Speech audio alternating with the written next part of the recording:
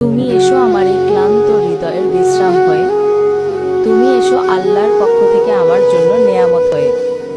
তুমি দেরি করেই এসো, শুধু হালাল হয়েই এসো। আমি সবরকে ইবাদত বানিয়ে রাখবো। চাইবো তো একমাত্র আল্লাহর কাছে। পেলেও চাইবো, না পেলেও চাইবো। আল্লাহ চাইলে খুব তাড়াতাড়ি তোমাকে পেয়ে যাব। জানি না সবকিছু কিভাবে ঠিক হবে, কি করে ঠিক হবে, কোথা থেকে ঠিক হবে। শুধু জানি একদিন ঠিক হবে। আমার রব সব ঠিক করে দেবেন ইনশাআল্লাহ। ধৈর্যের ফল সব সময় মিষ্টি হয়। আল্লাহ অপেক্ষা করাচ্ছেন, হয়তো সঠিক সময় উত্তম কিছুই দিবেন। ইয়া রব, দুঃখ দিলে এত পরিমাণ দাও যাতে কান্না আমার জন্য সহজ হয়ে যায়। এত চিন্তা করবেন না, জীবন যিনি দিয়েছেন তিনিই সবকিছু ভেবে রেখেছেন।